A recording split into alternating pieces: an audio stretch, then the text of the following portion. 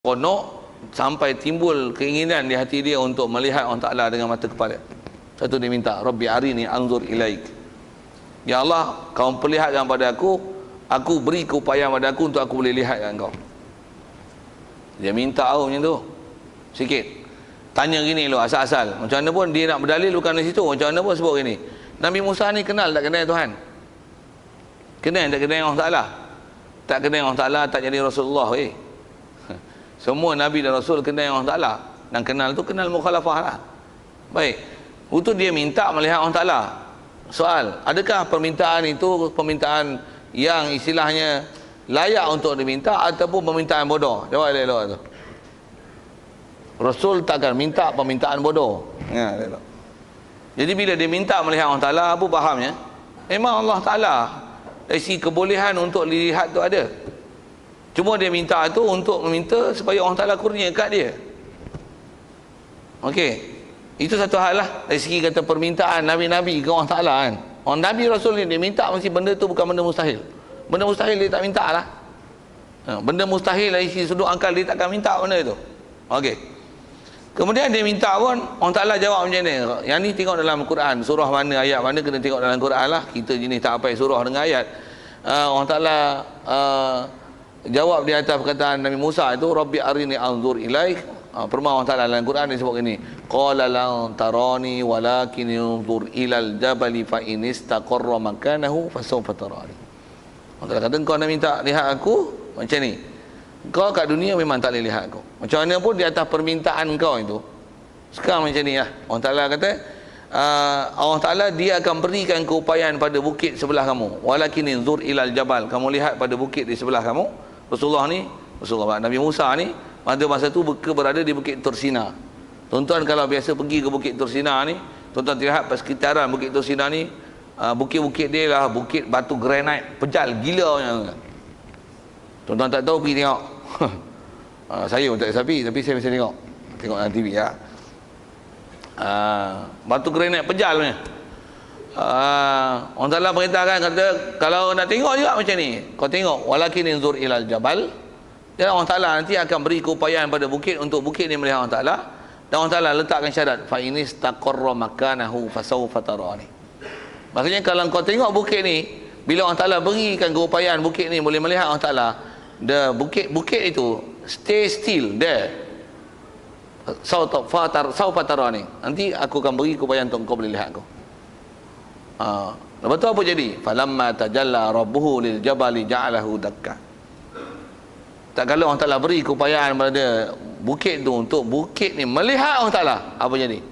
Ja'alahu dakkan. Allah Ta'ala jadikan bukit ni lebur.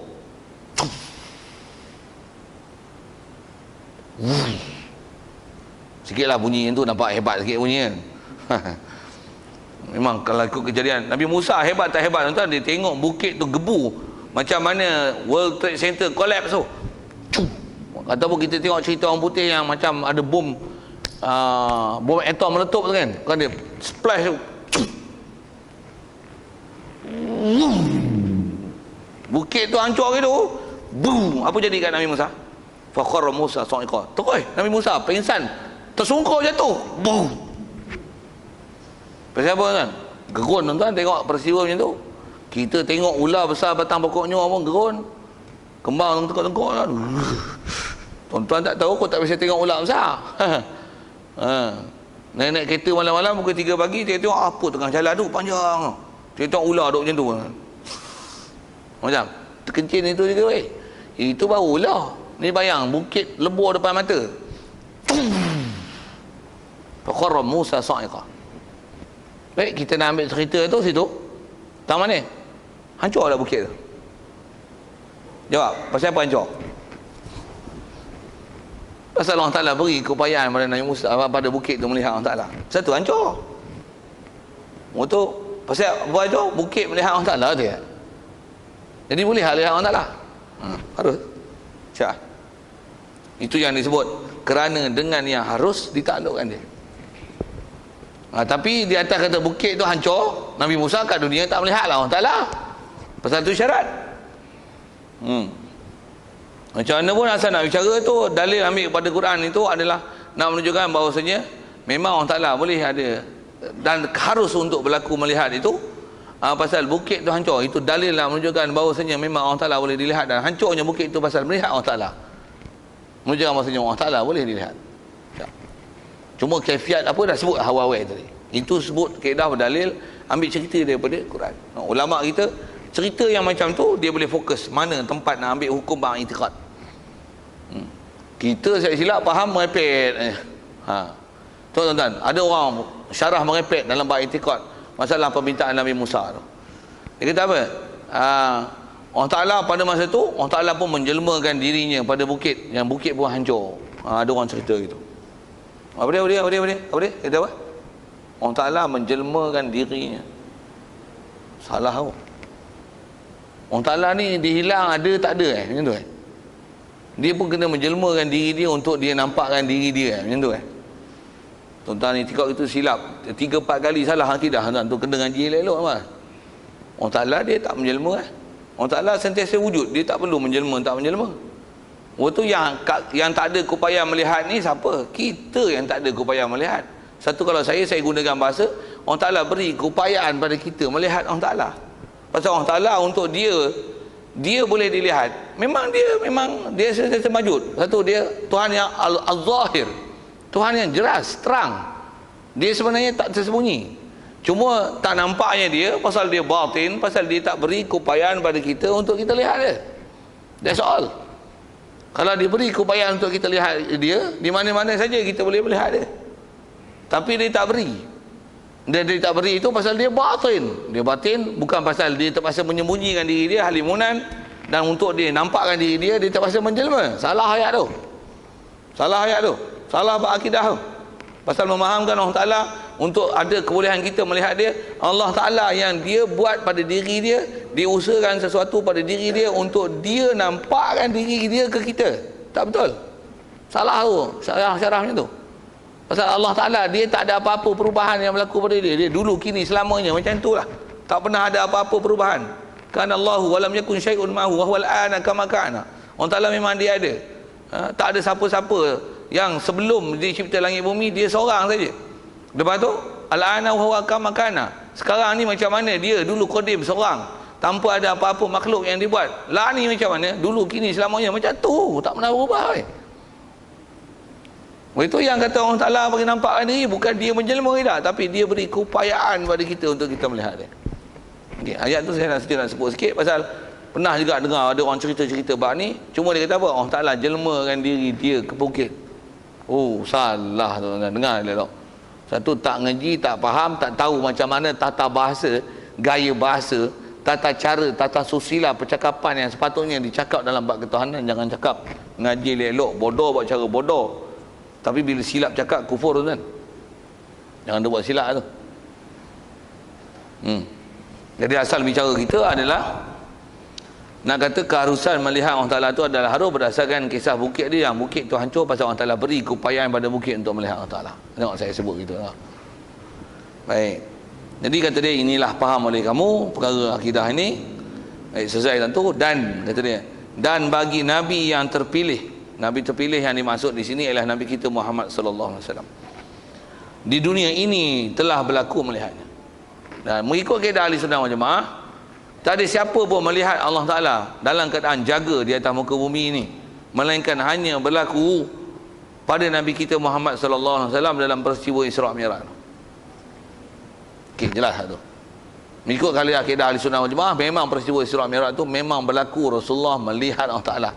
Yang Allah Ta'ala beri pada Rasulullah keupayaan untuk melihat Allah Ta'ala, yang ketika itu Rasulullah di langit. Bahasa mudahnya langit lah. Okey, itu akidah asal yang dia sebut ke Rasulullah seorang saja yang boleh melihat dalam keadaan jaga. Baik, di atas kaedah tu asal dulu sebut.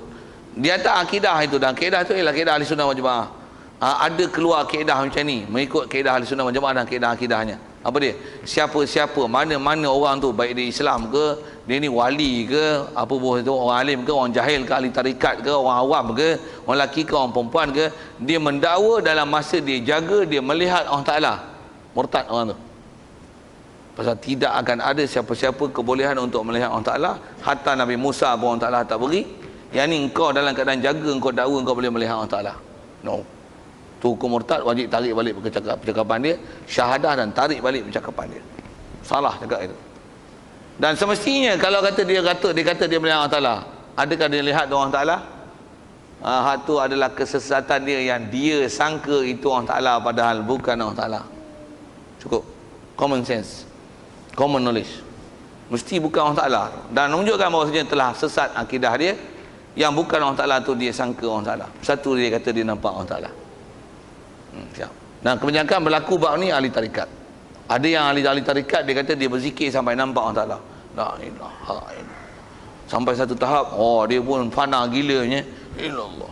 La ilaha illallah. Allah, Allah, Allah, Allah. Masa tu dia kata dia nampak Allah Ta'ala. Mampus itu aja. Mati kafir tuan. Ya. Selalu nak jadi benda macam ni bukan orang bodoh-bodoh yang tak pergi masjid ni. Orang mengaji ke tu tapi mengaji tak kena cara. Mengaji silap jalan. Jaga tuan. Jaga buat tu. Baik, yang tu di atas hukum kata tak ada siapa yang boleh melihat Allah Ta'ala melainkan hanya berlaku pada Nabi kita Muhammad sallallahu alaihi wasallam. Dalam keadaan jaga hanya boleh berlaku pada Rasulullah. Baik. Selesai dah apa yang kita baca tu. Sikit dalam bab akidah ini, jaga sekali lagi apa dia? Bab ni juga kena faham dia elok. Pasal cerita Isra Mi'raj ni juga ada orang fahaman sesat, khususnya fahaman yang nama Wahabi tu. Dia mendalilkan bahawasanya inilah peristiwa dan fenomena yang berlaku pada Rasulullah, mendalilkan Allah Ta'ala di langit. Jaga. Ada juga hak bangang ni tu. Yang bangang macam ni Wahabi lah. Saya sebut bangang ni tuan-tuan. Tak ada ayat lain saya nak sebut. Sikit soal. Betul ke bila Rasulullah bertemu dengan Allah Ta'ala, Rasulullah di langit, Allah Ta'ala di langit? Ya. Tuan-tuan faham je? Sekali lalu tengok betul tak? Kalau Wahabi memang digunakan ayat itu. Kata Wahabi pun siapa-siapa yang cakap itu, fahaman itu adalah salah, menyalahi kaedah ahli sunnah wal jamaah, dan itikad itu adalah itikad kufur. Sekali lagi saya patih fatwa lagi untuk itikad bodoh. Saya nak tunjuk lagi di mana bodoh dia. Pasal bodoh, salah, tak betul. Cara fahaman yang salah, cara berfikir yang salah. Dan salah tu mana? Saya nak tunjuk. Memang saya nak tunjuk ni. Cuma nak sebut begini lah. Jadi siapa-siapa kalau dia tak kata saya bukan Wahabi, saya ini ahli sunnah wal jamaah, dia kata itulah menunjukkan bahawasanya Allah Ta'ala di langit. Pasal Rasulullah melihat Allah Ta'ala kat mana kata dia? Rasulullah kat langit. Allah Ta'ala di langit. Itu menunjukkan Allah Ta'ala di langit. Dia buat dalil macam-macam lagi. Itu yang ayat sumastawa alal arsh. Lepas tu kita berdoa pun tangan nampak tadah kat langit. Lepas tu itulah menunjukkan Allah Ta'ala di langit. Pasal kita tadah minta kat atas. Tu dalil-dalil Wahabi selalu disebut gitu . Sesat tu dah kafir tiga tu. Salah kaedah berdalil. Okey, tengok saya nak tunjuk salah kat mana. Rasulullah melihat Allah Ta'ala ketika Rasulullah di langit. Cerita ahli syurga sikit dulu tu. Pasal ahli syurga ni benda tu termaktub dalam Quran. Ahli syurga melihat Allah Ta'ala ketika ahli syurga di syurga. Betul? Faham tak tu? Bila ahli syurga di syurga, Allah Ta'ala kat mana? Kalau dengan kaedah Wahabi hak bengongi tadi macam mana? Kalau Rasulullah di langit, Allah Ta'ala di langit. Kalau ahli syurga kat syurga, Allah cuba faham tu kat syurga tak? Untuk soal balik, Allah Ta'ala kat syurga ke kat langit? Kalau Wahabi lagi dia kelang kabut, dia jawab ini lah, masa kat ni Allah Ta'ala kat langit. Bila dah akhirat esok, Allah Ta'ala dekat agak syurga. Kepala otak kepala bapak tu otak dengan bapak dah sekali. Bapak tu kena hina bapak dia, tapi satu ayat penghinaan dalam kaedah kita, dalam kaedah orang Melayu, untuk menunjukkan benda tu salah. Itu masuk kepala bapak itu dah. Bukan nak kata kat bapak dah. Bapak dia punya pasal, tanya bapak dia betul tak betul akidah tu. Okey, sikit saya nak menunjukkan bapak tu, saya bukan nak hina bapak dia, tapi saya nak menunjukkan nak hina dia, nak menunjukkan perkataan tu adalah salah dan tak betul. Baik. Kita dah pergi ke ahli syurga ni. Jadi ahli syurga Allah Ta'ala jadikan keupayaan untuk ahli syurga melihat Allah Ta'ala. Allah Ta'ala di mana? Dengar elok yang ni. Yang di syurga tu ahli syurga. Allah Ta'ala dengar ni. Allah Ta'ala kan kita bicara bab akidah mukhalafah lil hawadis, laisa kamitslihi syai'. Dia tak boleh nak diperi, nak diceritakan. Betul Allah Ta'ala macam mana? Allah Ta'ala tak dibicara dia di mana? Tak bicara. Ahli syurga di syurga. Allah Ta'ala beri keupayaan ahli syurga melihat Allah Ta'ala. Allah Ta'ala di mana? Tak dibicara ke Allah Ta'ala. Rasulullah melihat Allah Ta'ala ketika Rasulullah di langit. Allah Ta'ala di mana? Tak dibicara ke Allah Ta'ala. Dan siapa boleh bicara ke Allah Ta'ala? Dan itu tak mendalilkan bahawasanya Allah Ta'ala di langit. Pasal kaedah dia, tak semestinya yang melihat ada di situ, mestilah yang dilihat di situ. Tak betul kaedah pemikiran itu. Satu, saya nak tunjukkan dengan kaedah berfikir mudah ya tuan. Yang kata tak semestinya siapa yang melihat dan apa yang dilihat ada di situ. Ya, saya buat misal. Katalah kita lah ni, kita ada kat mana ni? Masjid. Area apa? Tasik. Betul? Tasik, betul? Katalah sekarang kita nampak bulan. Nampak bulan? Bulan kat mana? Kalau kaedah tadi sepatutnya tuan-tuan jawab macam mana? Bulan kat Tasik ya? Betul tak jawapan tu? Saya sahkan. Bengong. Betul tak? Tuan-tuan pun setuju dengan saya. Bengong jawab itu, betul tak? Kenapa? Tak semestinya bila kita melihat bulan kita di Tasik, bulan di Tasik. Siapa kata gitu? Bang, ngang. Tak betul dari segi kaedah pemikiran. Bak dunia pun dah tak betul lah, mak. Untuk bulan di mana? Bulan kat bulan lah. Tak erti nak cerita, diam. Pasal kau tak cerita nak cerita bulan di mana. Dan kita pun tak pernah ambil pasti di bulan di mana, kan? Untuk buat apa? Kita yang ada kat Tasik, bulan kat mana? Bulan kat tempat bulan lah. Itu bulan kot tinggi sangat. Cerita macam ni, nampak kapal terbang lintas. Kita ada kat mana? Kat Tasik je ke? Soal, kat mana kapal terbang tu? Kat Tasik. Sekali lagi, tuan-tuan tolong jawab. Bengong. Bagus jawab. Tuan-tuan tak boleh jawab tu, tuan-tuan yang bengong sekali. Tuan-tuan sekali bengong. Pasal tuan-tuan tak faham apa saya cakap ni. Dan tuan-tuan tak faham nak berdalil di mana. Dan nak menolak fahaman salah tu di mana. Pasal tu mesti cerdik pak tu. Pasal tuan-tuan dengar kalau ada ustaz begitu, kalau siapa ke depan ni kita akan jumpa bulan-bulan Isra Mi'raj tu. Tuan-tuan jumpa ada ustaz ceramah macam tu, tuan-tuan bangun soal. Ustaz, akidah ni salah. Akidah mana yang dikata Allah Ta'ala di langit tu? Nabi Muhammad di langit menunjukkan Allah Ta'ala di langit. Tuan-tuan bangun tengah berjalan tu. Sesat ni. Penceramah bodoh tu. Mengaji lain, taubat. Mengaji akidah ahli sunnah wal jamaah. Ini pemahaman Wahabi. Tu. Jerit je, salah. Tapi tuan-tuan pun seteri ya ilmu. Saya kata di mana salah saya? Jawab. Itulah orang baru mengaji, gentleman. Maksud apa? Akidah dia faham jelas. Bila dia ajar fahaman salah, macam mana Kasih Ahmad ajar salah, bangun lawan. Ini pergi sokong. Sikit lah saya sebut dah Kasih Ahmad tu. Sama pahaman-pahaman yang salah tu. Tuan-tuan pun esok tengok. Dia kata orang Ta'ala di langit. Buat macam mana dia ustaz? Aku tak ustaz. Ustaz putat lah tu. Bodoh. Salah dalam akidah. Satu, tuan-tuan kena dengar fakta tu baik-baik. Jadi macam mana pun saya nak sebut ialah tak lazim sesiapa yang melihat di situ, apa yang dilihat ada di situ. Tak semestinya. Kalau kita ialah ni. Tisu kat sini. Ini tisu kat dekat saya kalau jauh.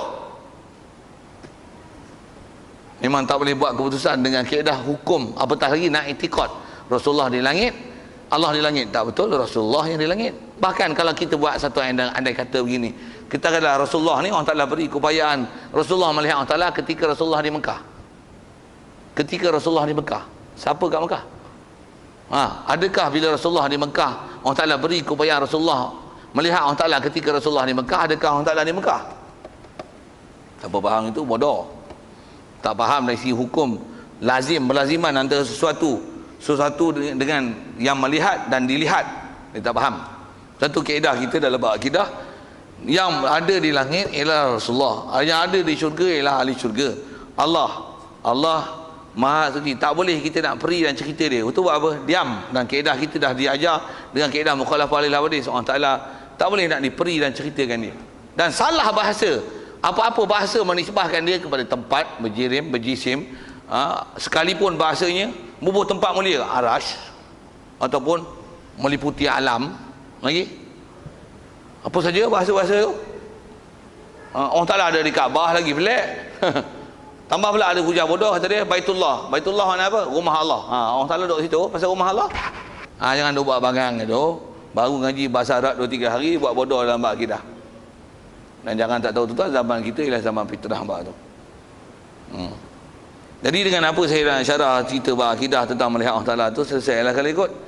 Yang kata akhirnya kita bicara tentang Rasulullah melihat Allah Ta'ala, memang berlaku melihat Rasulullah melihat Allah Ta'ala.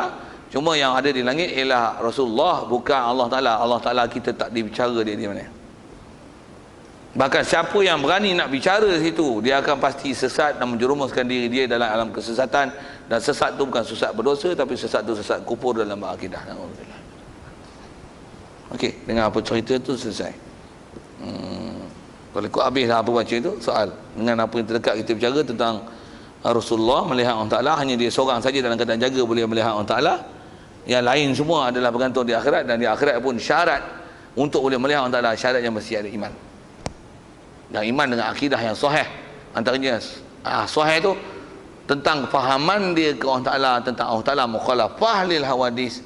Kalau dia tak betul itu, walaupun dia kata Tuhan ni Allah, tapi dia tak faham Allah yang mukhalafah itu adalah bakal menyebabkan tak boleh melihatnya ia ke Allah Ta'ala di akhirat esok. Pasal fahaman akidah dia tak betul.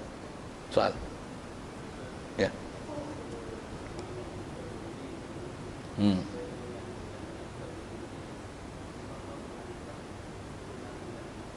Ya. Kalau soal yang ditanya ialah adakah imam-imam, ulama-ulama kita dulu pernah bermimpi melihat Allah Ta'ala? Dah ada soal gitu, kena jawab lah. Saya ingat saya tak mau cerita tu. Dari segi apa yang dicerita oleh ulama, ya, memang ada. Memang ada ulama-ulama kita dahulu diceritakan mereka ni ada bermimpi melihat Allah Ta'ala. Atau masyhur disebut oleh ulama Ahli Sunnah wal Jamaah yang kita bicara tadi, melihat Allah Ta'ala dalam keadaan jaga. Memang tidak ada siapa yang boleh melihat Allah Ta'ala dalam keadaan jaga, hanya berlaku pada Nabi kita Muhammad sallallahu alaihi wasallam. Seorang lagi. Adapun dalam keadaan mimpi, harus berlaku demikian. Nak sebut tak harus, siap. Dan harus tu, kalau sikitlah kata ini, gambar-gambarnya berlaku tak kat kita? Harus berlaku. Macam mana pun nak kata gini, agak-agak mimpi tu tuan-tuan kenal tak yang tu Allah Ta'ala ataupun tidak? Itu di atas yang saya dah sebut kaedah tadi. Apa dia? Mukhalafah lil hawadis. Satu, kalau ada orang dakwa macam ni, dia kata malam tadi aku mimpi bertemu Allah Ta'ala. Kaedah kita belajar akidah macam mana? Harus tak? Harus. Itu betul tak betul? Tanya. Kau mimpi macam mana? Aku tengok cahaya terang. Sesat. Kau syahadah lain, kau tarik balik. Nafi kan tu. Siapa? Tak mana masalah? Cahaya. Cahaya terang. Allah Ta'ala bukan cahaya. Sekalipun dia hujah Quran, kan Allah Ta'ala Allahu nurus samawati wal ard. Ni kata ngaji elok, tuan-tuan kena ngaji elok, jangan silap sarah weh. Apa dia? Dia kata ayat Quran ni kan Allah Ta'ala Allahu nurus samawati wal ard. Allah Ta'ala adalah cahaya langit bumi. Jadi Allah Ta'ala adalah cahaya. Sah. Kafir lah tu kan. Salah menafsirkan ayat Quran. Bukan masuk macam tu ayat Quran. Bukan ayat Quran Allahu nurus samawati wal ard. Allah Ta'ala adalah cahaya. Cahaya ni malaikat. Untuk ayat Quran tu apa? Ayat Quran tu ayat majazi, bukan boleh faham bodoh-bodoh itu. Sekalipun dia berdalil yang Quran, tapi cara fahaman dia kepada ayat Quran itu adalah salah. Tak ada seorang ulama Ahli Sunnah wal Jamaah menafsirkan Allah Ta'ala yang Allah Ta'ala adalah cahaya. Macam mana word by words translation daripada ayat Quran tu Allahu nurus samawati wal ard. Salah ada. Saya nak syarah tu agak panjang, take time sikit, tapi saya nak kata hujah dia gitu adalah salah. Jadi kalau ada orang kata dia dakwa dia mimpi Allah Ta'ala, dan dia kata dia boleh menceritakan Allah Ta'ala macam mana baru nampak terang, ataupun kata dia aku mimpi jumpa Allah Ta'ala mana tadi, tanya dia macam kau nampak macam mana? Nampak satu muka yang sangat hebat. Tak ada muka yang macam ni. Allah Ta'ala kan ada muka, kata dia. Wa yabqa wajhu, kan Tuhan ada muka-muka yang layak dengan dia. Memang muka macam ni sangat layak untuk Allah Ta'ala, kata dia. Kafir lah tu kak. Kafir kan. Bukan sikitnya masalah akidah tu.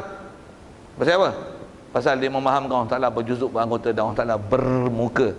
Maksudnya dia intiqad mujassimah. Salah.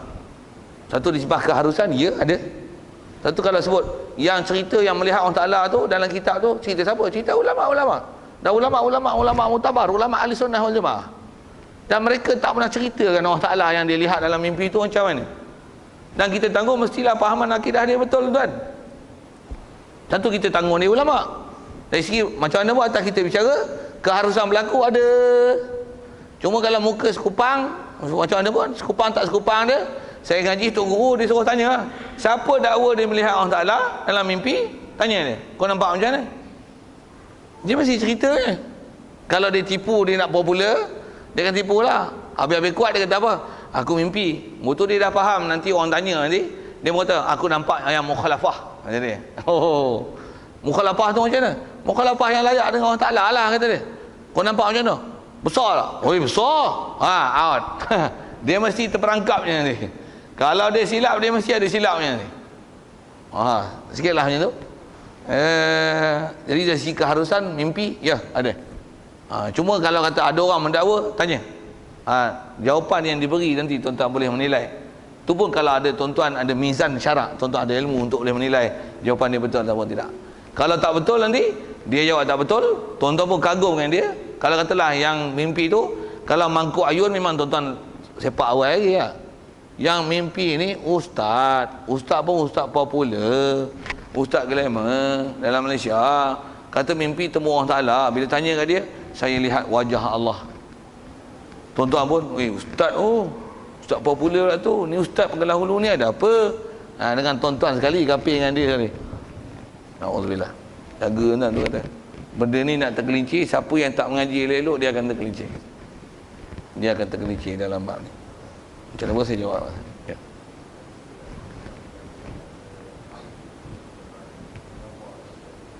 Ya. Antaranya macam mana? Dia bayang neraka tu apa kan?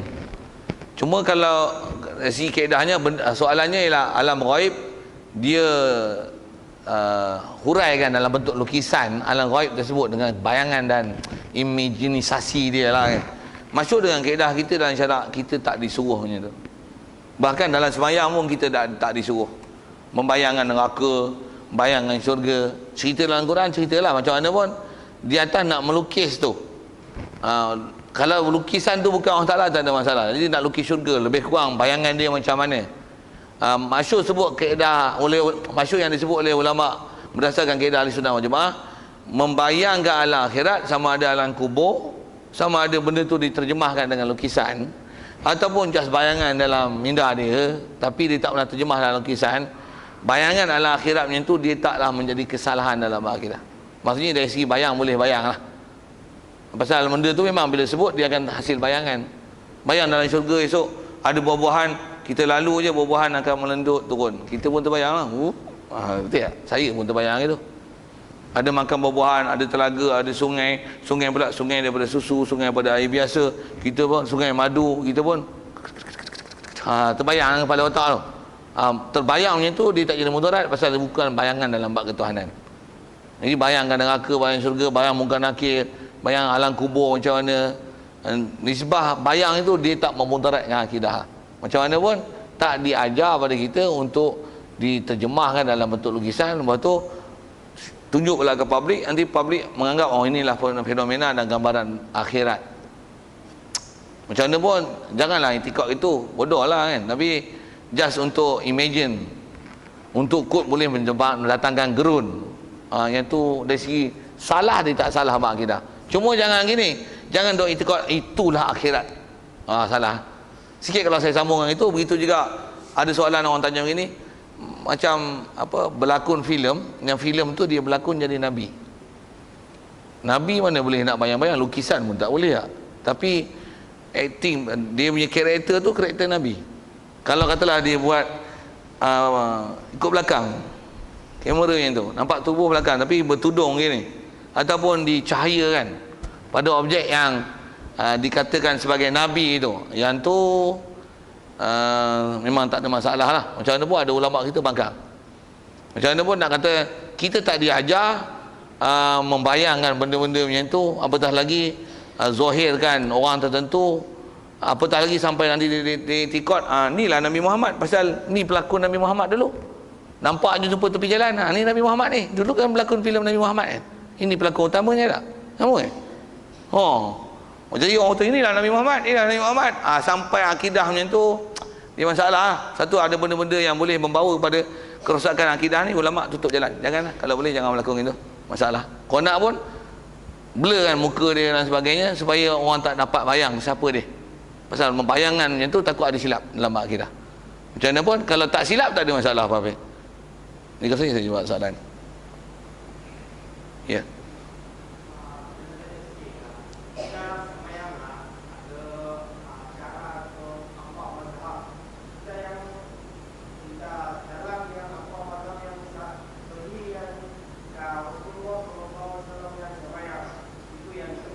Ya. Apa tu? Soalannya?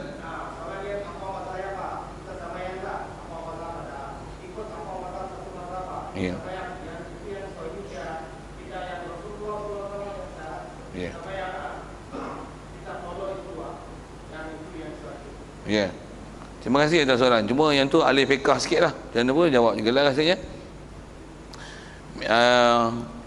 Memang kalau ikut atas faktanya kita nak sembahyang ikut ya Rasulullah. Okey. Dengan fiqah yang dah ada, sebut fiqah lah kan. Dengan ilmu-ilmu kaifiat sembahyang ni istilahnya dipanggil ilmu fiqah. Kaifiat sembahyang dengan cara Syafi'i, Hanafi, Maliki, Hambali. Masyhur sebut ulama. Cara sembahyang Syafi'i, Hanafi, Maliki, Hambali. Empat mazhab ni yang dalam fiqah yang masyhur empat ulama ni adalah mazhab yang adalah ulama yang sangat pakar dan ulama yang betul. Tak ada siapa mempertikaikan kewibawaan mereka dalam bab ilmu.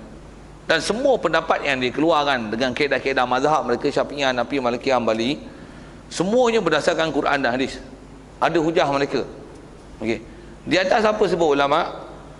Semestinya kalau katalah kita sembahyang cara Syafi'i, pasal diambil pada Quran hadis, semestinya cara Syafi'i itu adalah sebahagian daripada sembahyang yang pernah disembahyang oleh Rasulullah.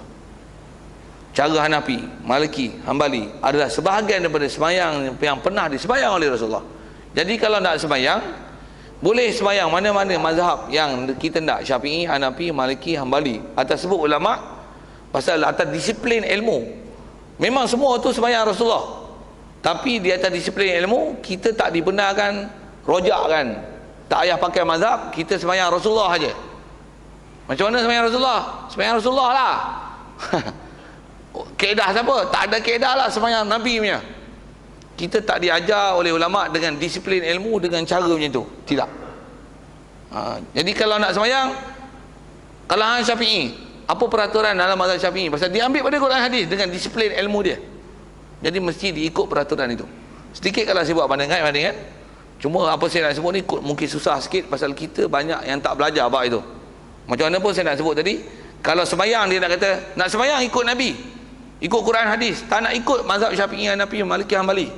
Tak ada seorang ulama kita yang ulama mutabar bercakap macam tu. Tak ada. Bahkan mereka meletakkan disiplin ilmu di atas kau Syafi'i ikut cara Syafi'i, Hanafi, Hambali, Maliki, empat mazhab yang masyhur dalam fiqh. Saya nak buat bandingan ni ialah dalam bab qiraat. Buat misal, apa saya nak sebut ialah qiraat. Cuma bab ni tak banyak kita belajar. Saya tanya pun tuan-tuan tak boleh nak jawab nanti. Macam mana pun nak sebut. Tanya ilmu qiraat yang mutawatir, yang masyhur kita dengar, ada berapa ilmu qiraat? 7 kan. 7 tu ada nama Nafi', Ibnu Katsir, Abu Ammar, Ibnu Amir, Asim, Hamzah, Kisai. 7 qiraat. Dan 7 qiraat ni setiap mereka ada 2 riwayat. Nafi' ada Qalun dan Warash. Ibnu Katsir ada Kumbul, Bazi. Ibnu Amir ada Ibnu Zakwan dan Hisham. Abu Ammar dia ada Susi dan Duri. Duri Kisai. Duri Abu Ammar, silap saya sebut.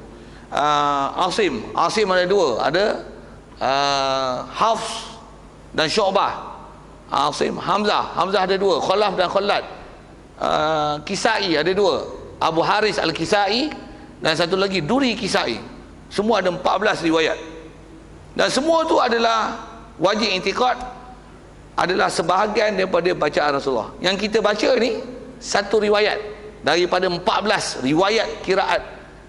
Qiraat dan riwayat. Kita adalah riwayat Hafs, qiraat Asim. Satu daripada 14. Boleh tak baca qiraat Nabi? Boleh tak? Faham tak saya tanya apa?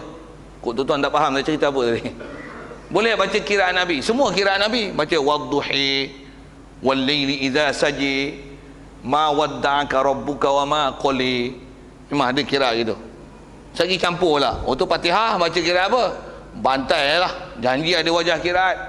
Ar-Rahmanir Rahim, Maliki Yaumiddin, Iyyaka na'budu wa iyyaka nasta'in, ihdinas siratal mustaqim, siratal ladzina an'amta 'alaihim ghairil maghdubi 'alaihim waladdallin. Semua ada tu, tapi rojak. Tak ada seorang ulama membenarkan baca Quran itu.